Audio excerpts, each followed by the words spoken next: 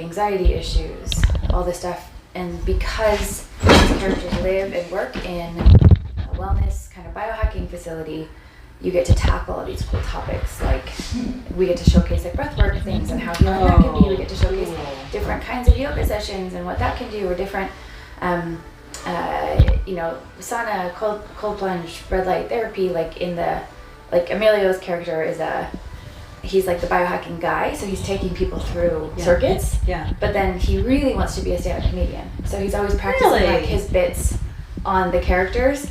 And then like so all the characters are like doing something at the place, but they really want to be doing, whether it's like filmmaker or actor or stand-up comedian or like famous author or painter, just kind of showcasing this like the creative entrepreneur's journey. And how fun is that? I want that for real life. I know. Where do we hang out? There. So that's a real thing.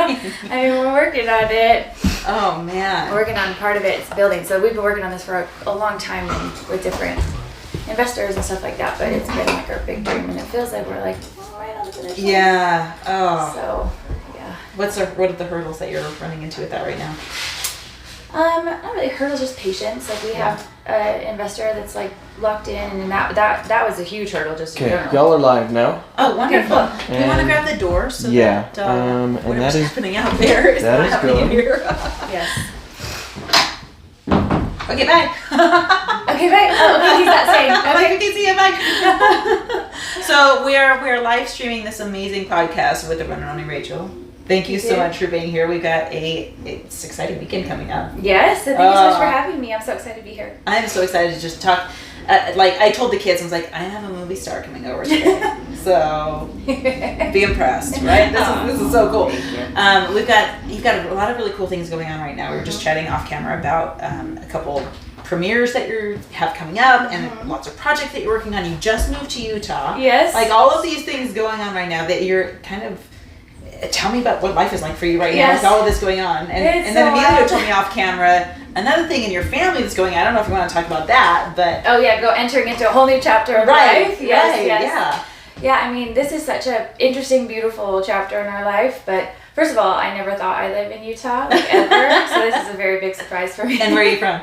Originally I grew up in Phoenix, but I moved to LA when I was 18, just really following my dream of being an actress and a filmmaker. Yeah. And I don't know how I did it. I didn't know anybody. I was terrified. It was one of the hardest things I've ever done, but also one of the best things I ever have done. So, but yeah, somehow, some way, I ended up making that dream happen. And, my kind of crazy manifestation story of actually playing the lead role in the sequel to the film that changed my life as a little kid, center stage. And that was really, still to this day, I have to actually watch the movie to remind myself that, yes, that actually did happen. That wasn't just a dream, because sometimes it really does. Like, I question, when you get those places when you just start to like doubt yourself or question your talent or your worth or your value, all that stuff. And not that I've had to learn the hard way that a success and achievement does not equate to your worth. But sometimes, especially in the entertainment industry, it can get really confusing.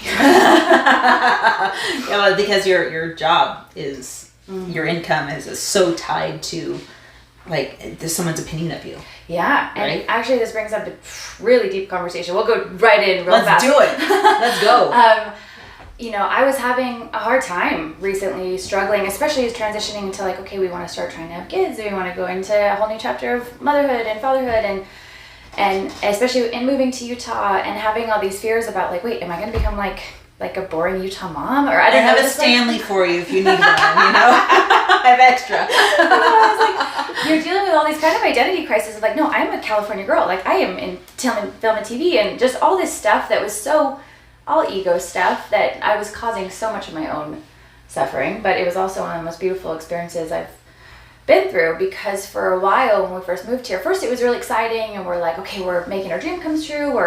We're building this awesome production company here in Utah with some of our best friends and business partners. We're in a place where it's way more affordable and just great people, just so many incredible things, but I couldn't see it, if that makes sense. At first it was very exciting, but then all of a sudden I had all this fears and doubts and insecurities and stuff come up, and especially when it was like cold and snowy, and I've never lived somewhere where it's cold and snowy. When did you move to Utah again? In February. In February. The worst time. Dead of winter. I know. If you can make it through that, it's going to be smooth sailing. Well, and I am solar powered, so I have learned through this move that like I'm just very, very, very affected by weather. You know what? It's crazy.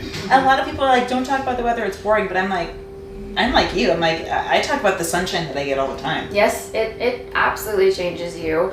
I mean, maybe if you grew up in it and you're just used to it, but for someone that, I grew up in Phoenix, Arizona, and I lived most of my life in Santa Monica, California, by the beach, like it's just always sunny.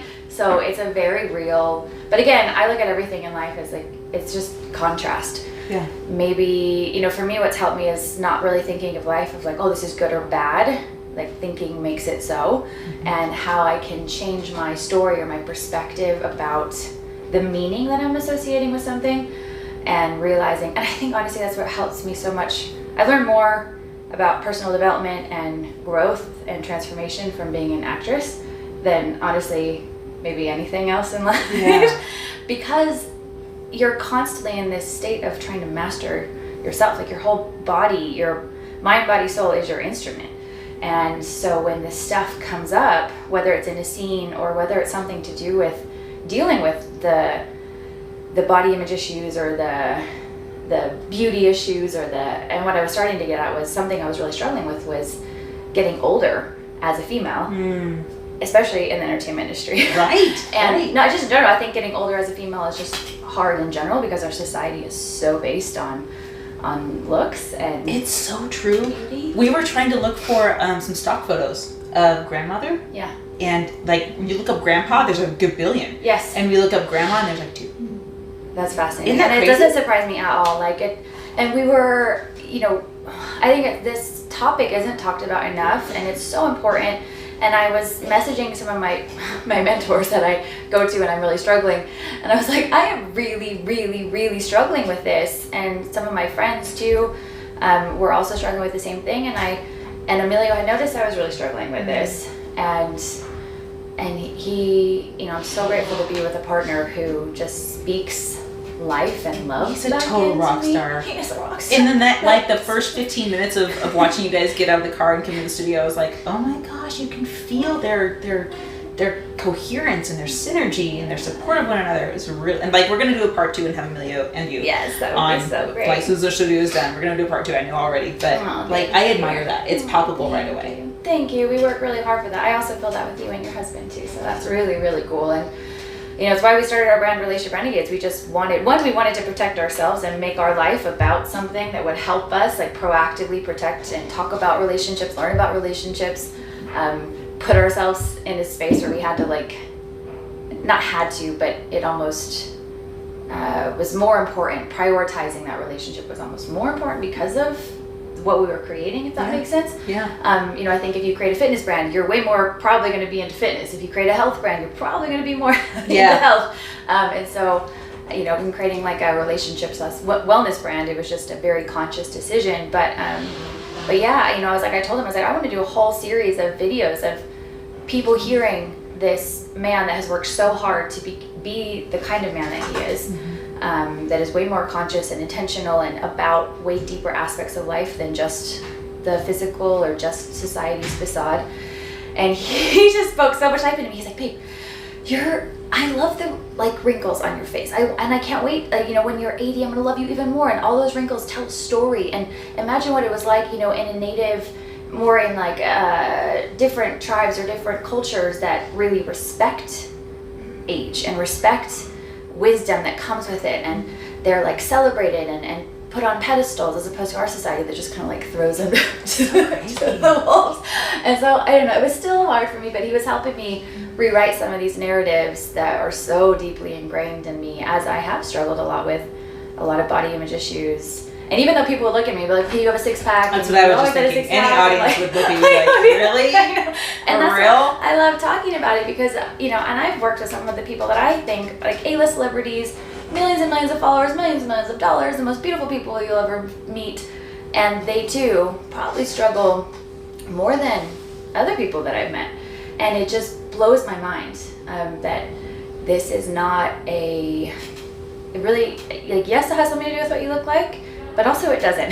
Like, it's just a human problem. And I think especially if you're in front of a camera all the time, if you have to be in front of mirrors all the time. You know, I grew up a dancer, so I was constantly... You're on stage constantly. Well, and you're in front of a mirror, Yeah. and you're literally in a space where your entire world is about what you look like. And this was the biggest epiphany, because I was like, Emilio, are you not struggling with this at all? Like, you don't struggle with, like, getting older or, like, body image stuff? And he was like, a little bit, not really.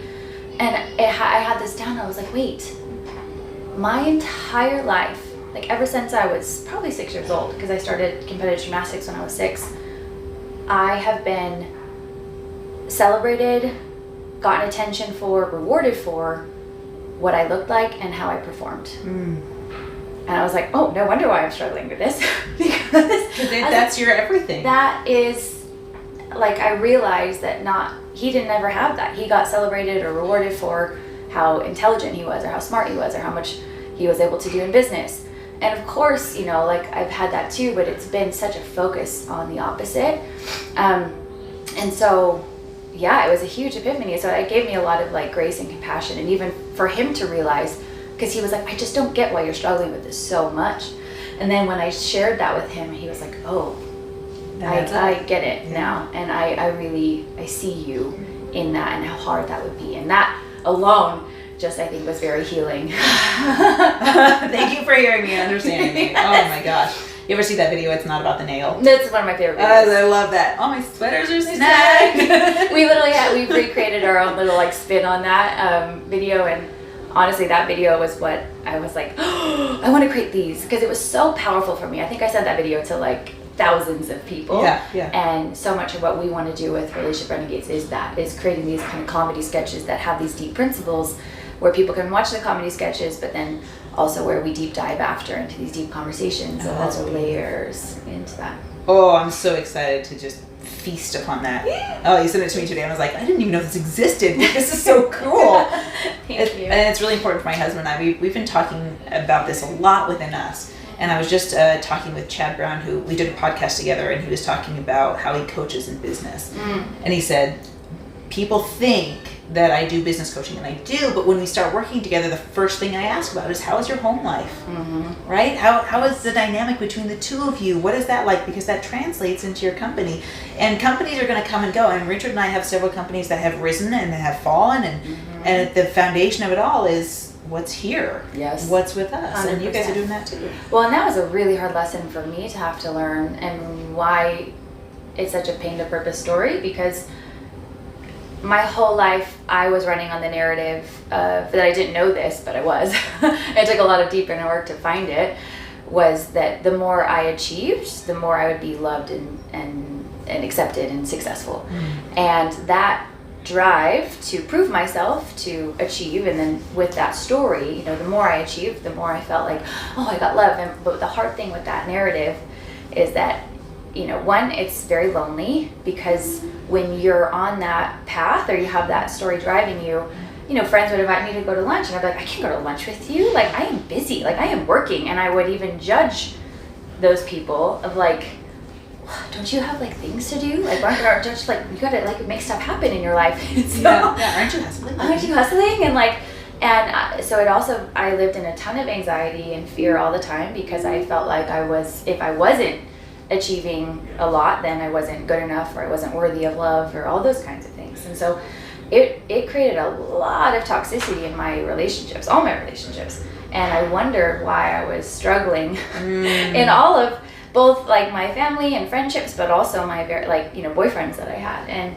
it took me a lot of time to realize that even when I was working on these really big films, dream come true roles, it was amazing in the moment. Like, it felt so incredible, and I was so grateful for them, but I was so lonely, and I felt so unsupported, and I had a really hard wake-up call from one of my best friends to this day. She was actually one of my maids of honor. I had two.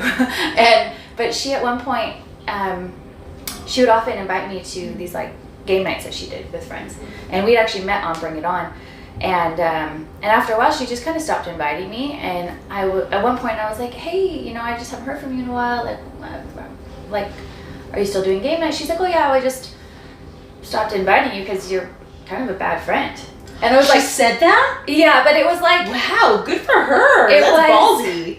yeah. And to Wow. this day, in the moment, I was so like enraged and hurt and like, how could you say that to me?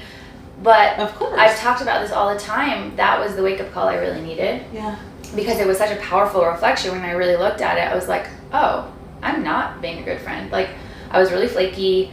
I would like last minute not show up for things. Like, I wouldn't attend game nights or lunches or dinners because I was always like too busy doing other things.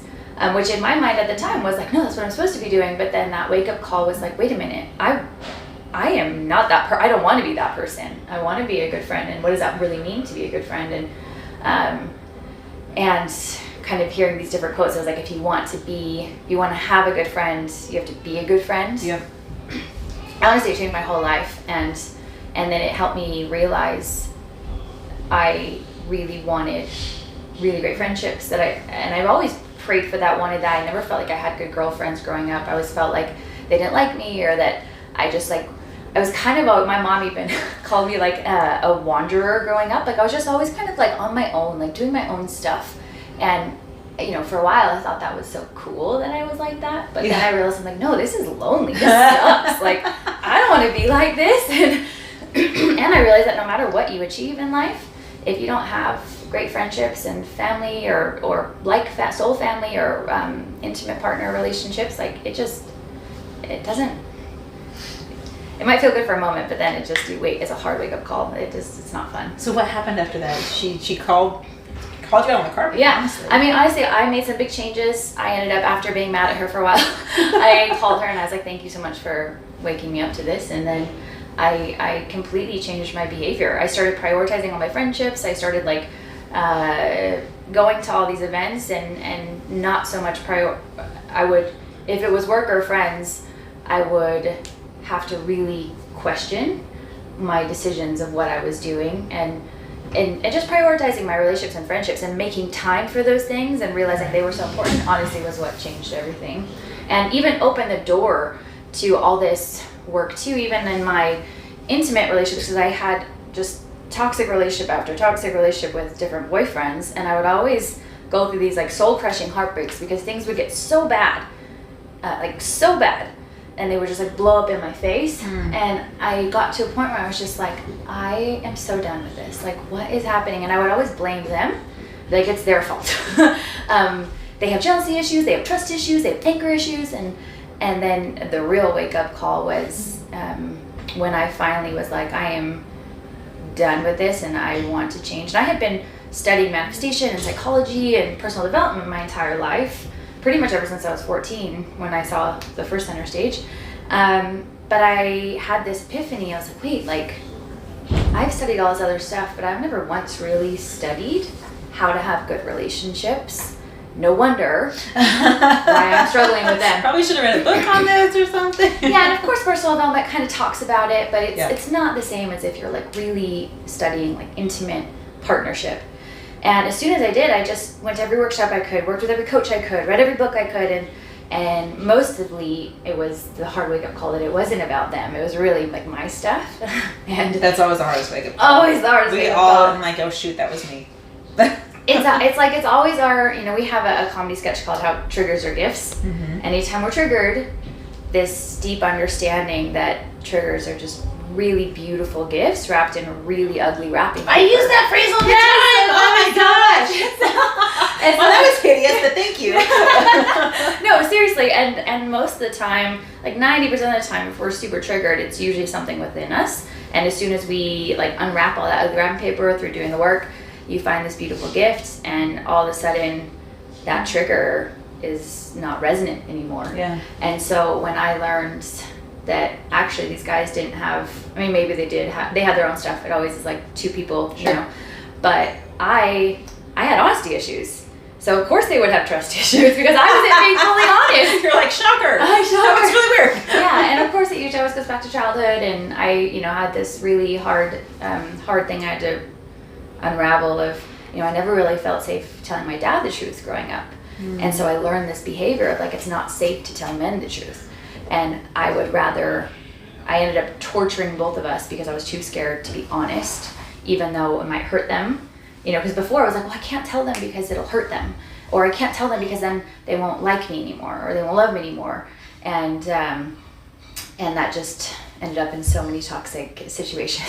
Even becoming aware of that phrase though is such a huge milestone. It was massive. That self-awareness, because I've been through this myself. I'm like, oh my gosh, why is this so toxic? It's because I had this belief that was totally hidden in the shadows. It was a blind spot for me, and once I realized that was the operating system, I was like, oh crap, everything makes so much more sense. So much more sense. And it's just this freedom.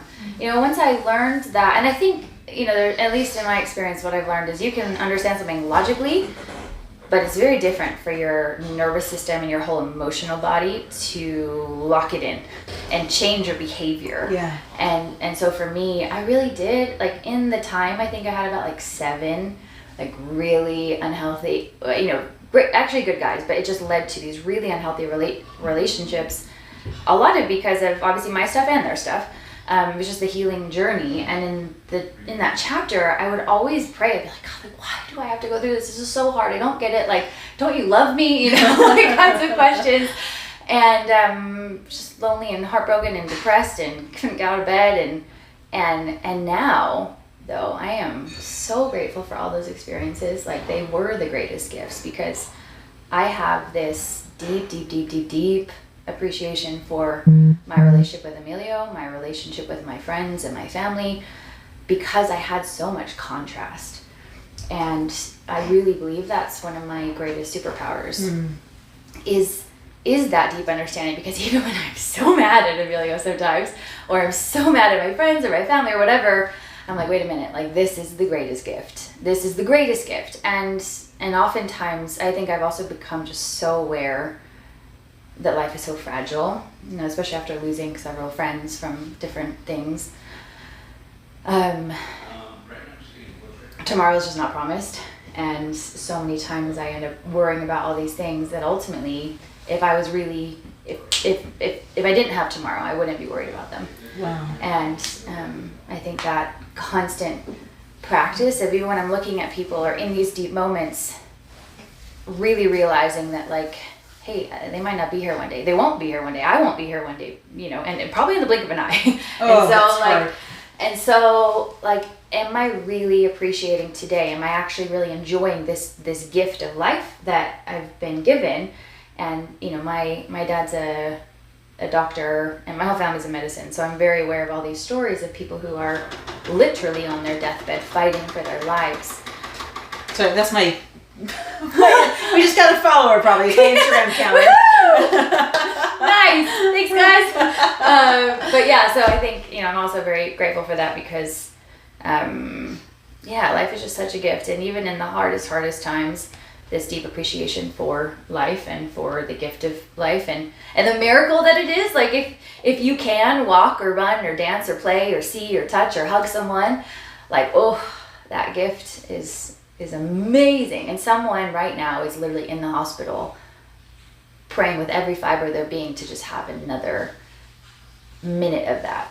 And so I try to remember that on a regular basis. And I'm so glad you went there, because when we first started chatting, we were talking about age and how we're like, I don't like that it's showing. Yes. But at the same time, we always pray for another day, right? So there's, like you said, there's this contrast of, I want every day. Every day is a gift. And you know what? Those days are going to show up on my face.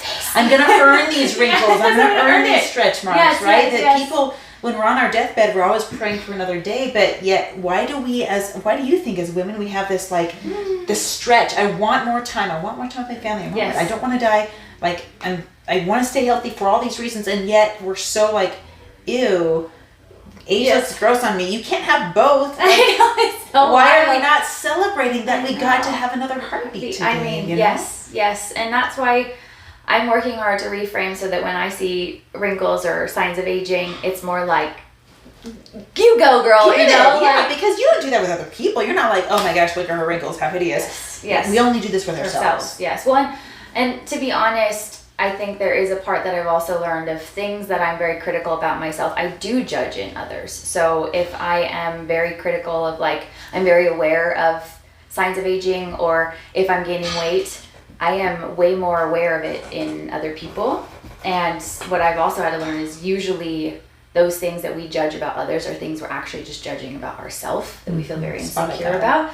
Because there's other people in the world that don't even see that. They don't even see, like, I've talked to some friends who maybe didn't grow up in a fitness industry or a dance industry or whatever, and they're like, they don't see body shape. They don't see wrinkles. They don't see that stuff. It doesn't even like faze them.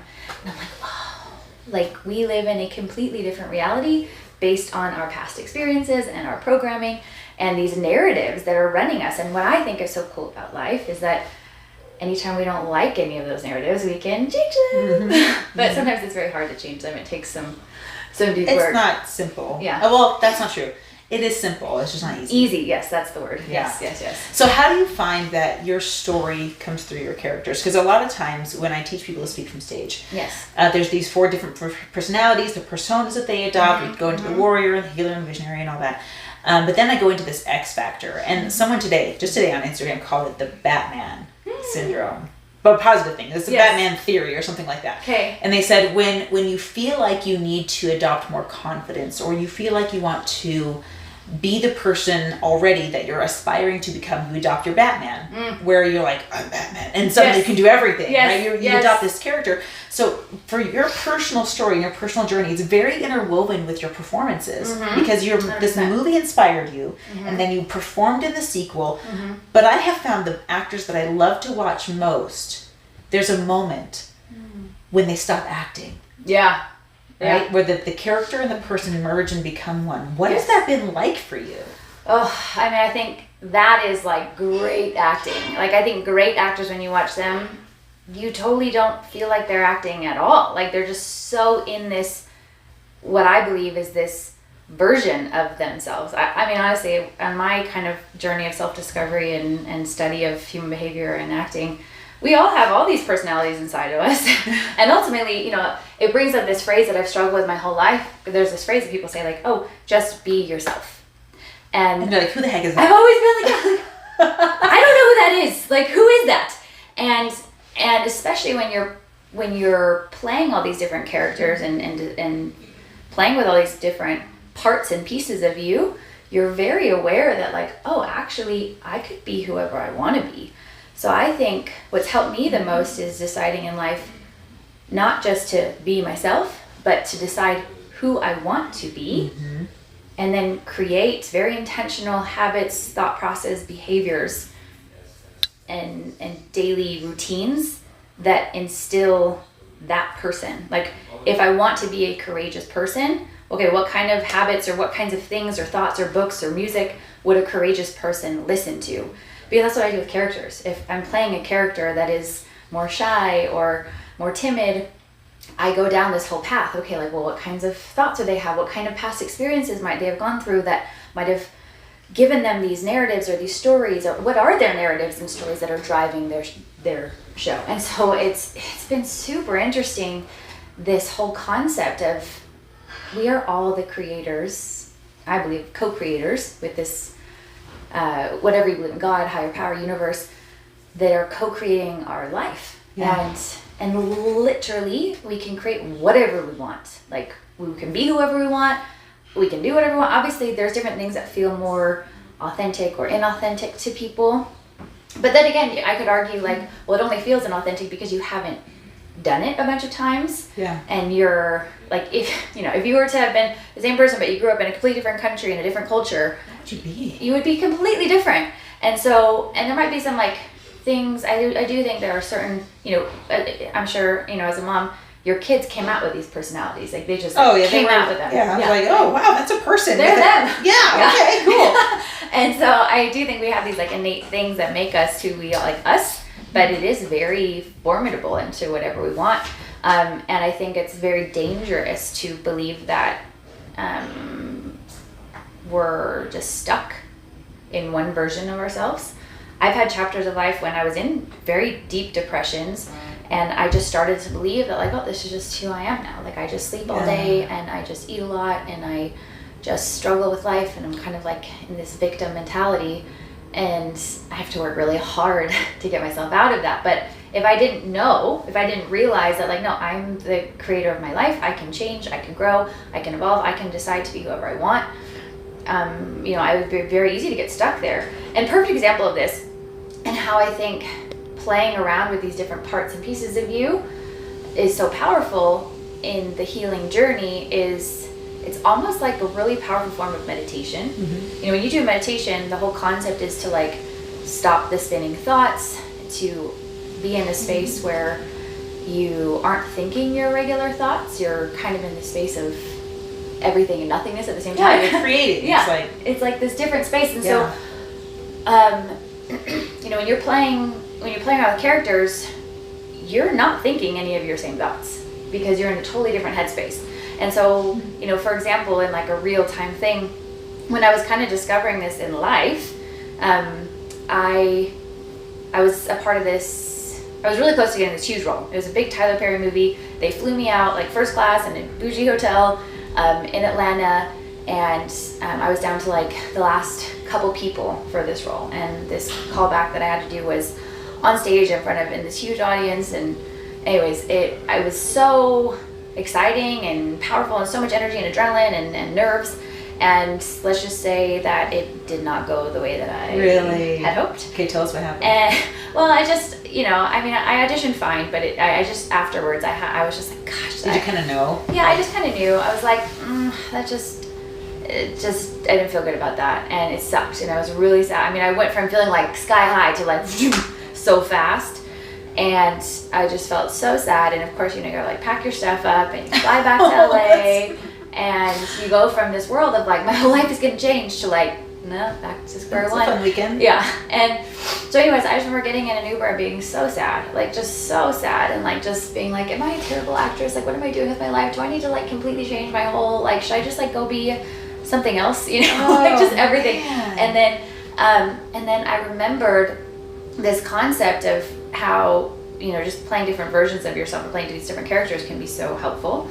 And so I remembered this one character I played in another movie called Cold Moon, actually opposite Christopher Lloyd, which was such a huge dream come true. Wow. And that was amazing. All-star. That's so cool. And Belinda Hale was her name, and she was just this like Southern belle that's just like so like just the light. Like she was just so much fun. And I remember when I was on set, I literally was the happiest, like because I was playing this version all the time of myself. And so in the Uber, I was like, what if I just was Belinda right now?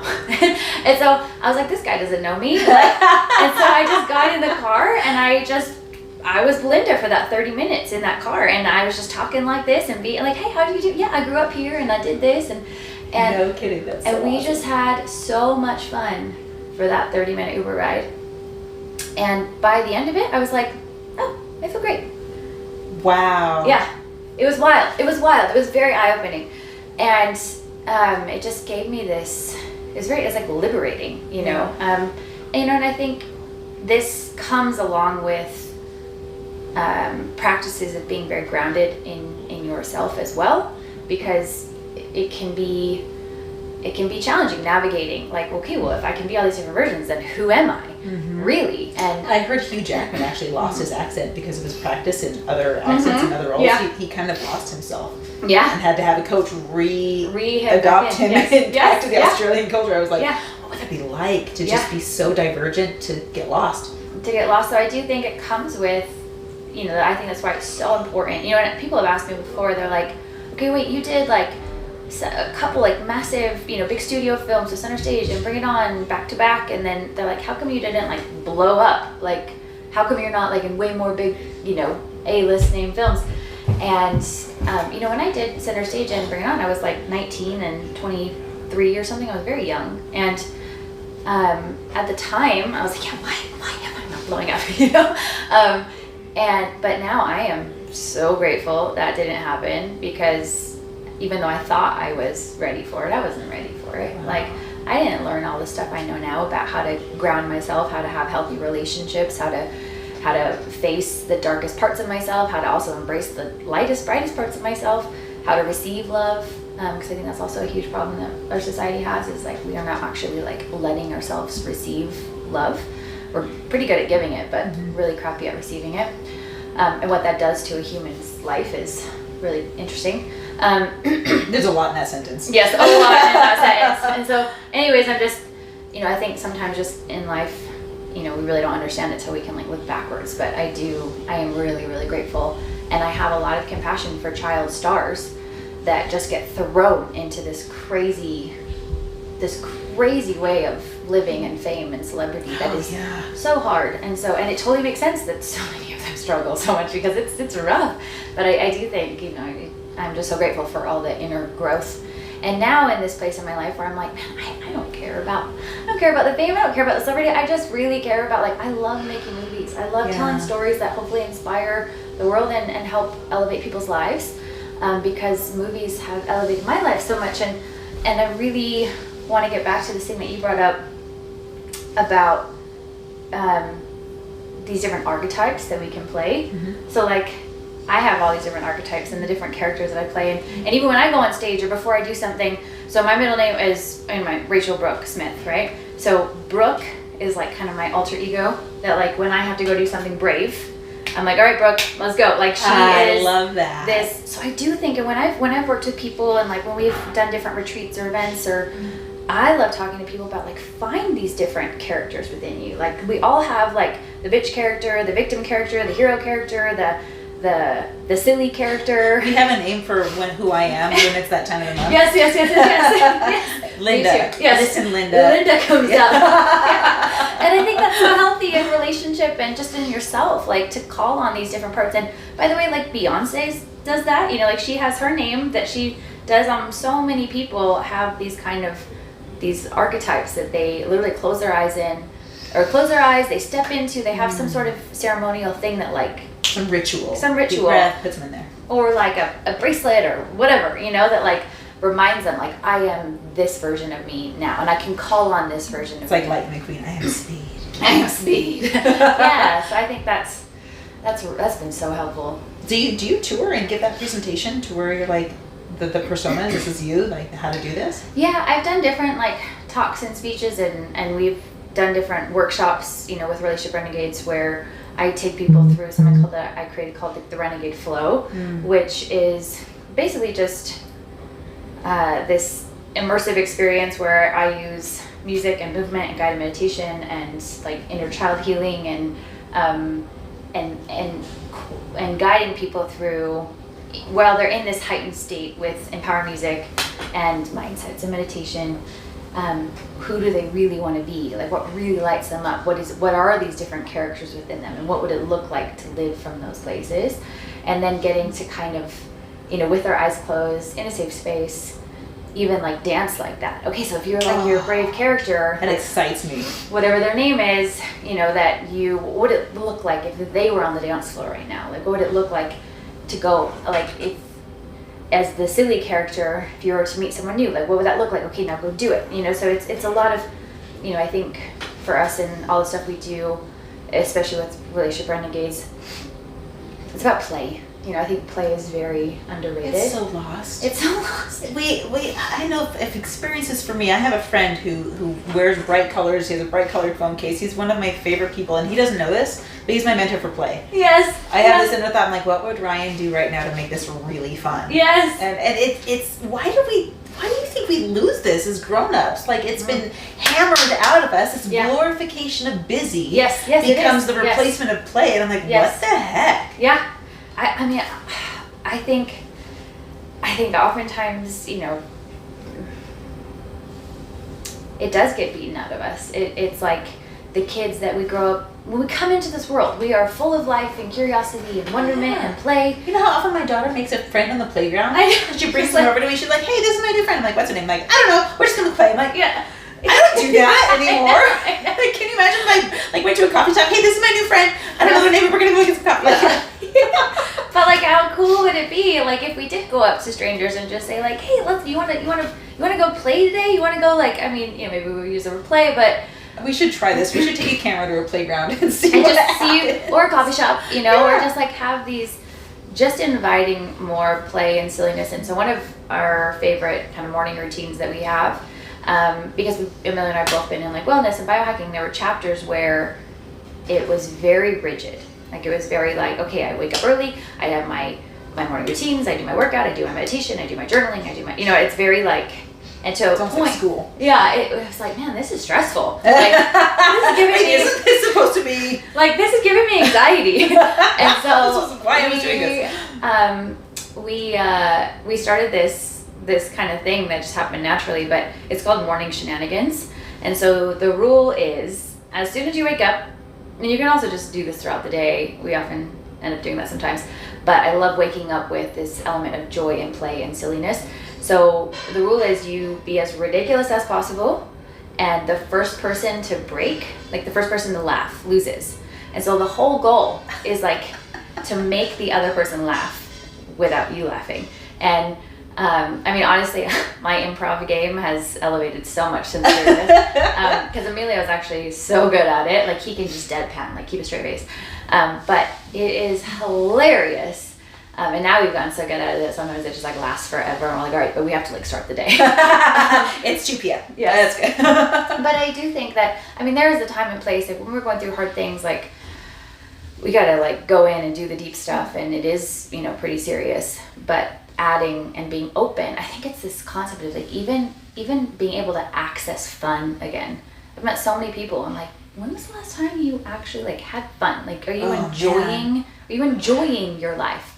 And so, for me before, where I was so driven on achievement, I've completely rewired that, and now I'm so driven on enjoyment. And that has just made my life so much better. Also, like, my health so much better, especially when I'm like, and that's a big rewire too, because, stress ages us. So big time. One of the biggest like anti-aging things that is free, is just enjoying life more.